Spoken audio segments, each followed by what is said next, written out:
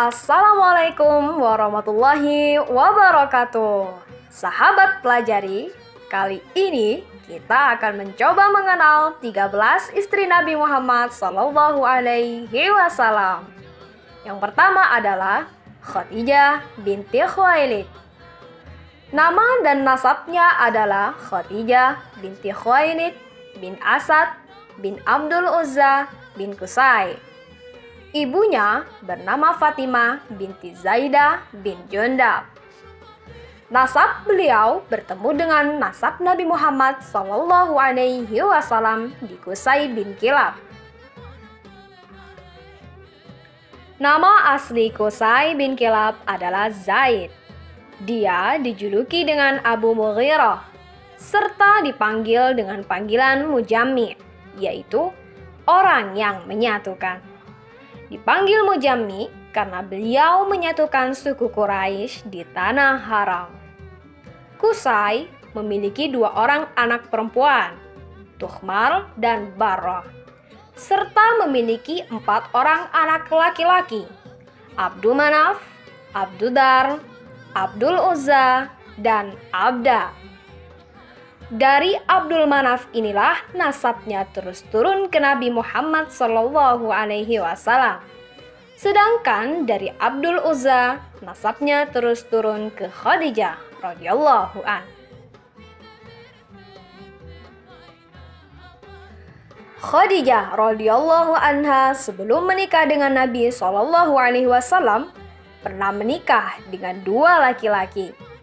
Yang pertama dengan Atik bin A'is bin Makhzum. Dari pernikahan ini dikaruniai 1 anak perempuan, yaitu Hindun. Yang kedua, menikah dengan Abu Halal Malik bin Banashi. Dikaruniai 2 anak yang bernama Hinda dan Halal. Sebagian pendapat yang mengatakan Khadijah menikah dengan Abu Halah dulu, barulah dengan Atik bin A'is. Wallahu a'lam. Khadijah adalah seorang saudagar perempuan yang kaya raya. Dia biasa memperkerjakan banyak orang untuk berdagang dengan sistem bagi hasil. Ketika Nabi Muhammad SAW berumur 25 tahun, Khadijah meminta Nabi Muhammad SAW untuk ikut memperdagangkan barang dagangannya.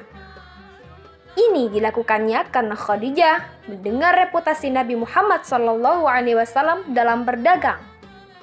Khadijah berkata, "Saya akan memberimu sebanyak 2 kali lipat apa yang diberikan kepadamu oleh kaummu." Nabi Muhammad SAW pun menerima tawaran kerja dari Khadijah radhiyallahu an. Dalam pengelolaan Nabi Muhammad SAW, keuntungan perniagaan Khadijah bertambah banyak. Seluruh dagangan habis terjual. Subhanallah, luar biasa sekali bukan? Suatu realita yang tidak dapat dipungkiri oleh Siti Khadijah bahwa sejak Nabi Muhammad SAW membantu menjualkan barang dagangannya, Khadijah melihat ada keberkahan pada hartanya. Sedangkan yang menjadi penyebab kecintaan Khadijah kepada Nabi Muhammad SAW adalah apa yang diceritakan oleh budak Khadijah mengenai akhlak dan kejujuran Nabi Muhammad SAW selama di Syam. Khadijah juga mendengar tentang kepribadian Nabi Muhammad SAW yang mulia. Lalu Khadijah menceritakan hasrat hatinya kepada temannya yang bernama Nafisah binti Munabbih. Dan gayung bersambut ketika Nafisah menyampaikan perihal tersebut kepada Nabi Muhammad SAW di hadapan paman-pamannya. Akhirnya beliau setuju. Begitu pula dengan paman-pamannya. Nabi Muhammad SAW kemudian berangkat bersama Hamzah bin Abdul Muthalib untuk melamar Khadijah dan kemudian mereka menikah. Beberapa orang di zaman sekarang mungkin heran dengan pernikahan ini. Mengapa Nabi Muhammad yang berusia 25 tahun dan masih lajang mau menikahi seorang janda berusia 40 tahun? Orang-orang skeptis dan orang-orang kafir tentunya menyangka bahwa Nabi Muhammad hanya mengejar harta Khadijah saja. Namun hal itu sebenarnya tidak benar. Karena meski bukan orang terkemuka atau pedagang besar, namun Nabi Muhammad juga merupakan pengusaha yang di usia mudanya tersebut memiliki usaha perdagangan. Ini bisa dilihat dari mas kawin yang diberikan, yaitu 20 ekor unta. Anggaplah satu ekor unta 15 juta. Wah, gak main-main berarti mas kawinnya. 300 jutaan sobat.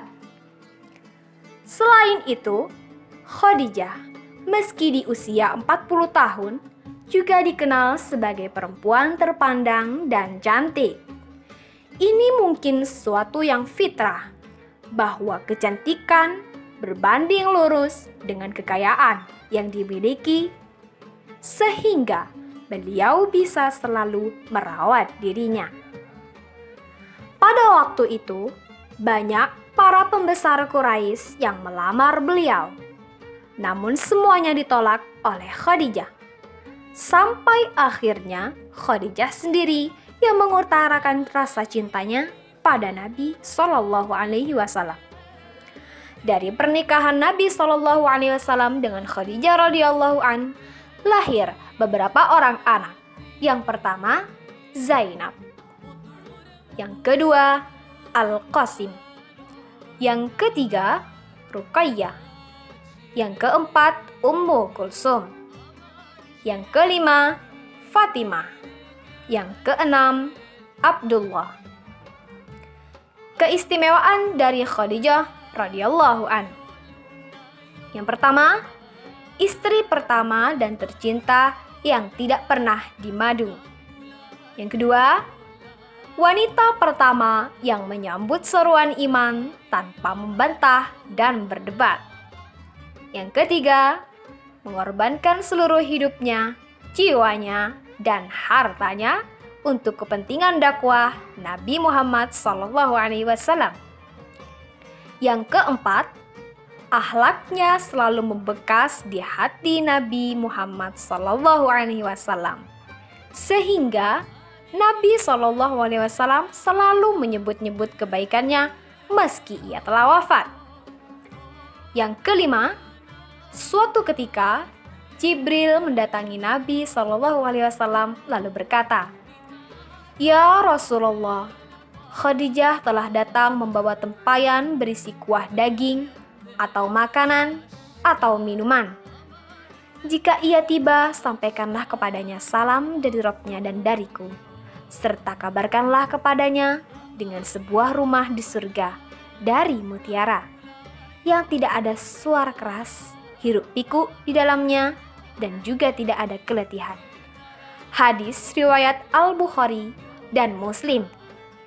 Yang keenam, bersumber dari Anas, ia berkata bahwasanya Rasulullah Shallallahu Alaihi Wasallam bersabda, "Cukuplah bagimu yang termasuk dari wanita terbaik di dunia, yaitu Maryam binti Imran, dan Khadijah binti Khuwailid, dan Fatimah binti Muhammad, dan Asia istri Fir'aun."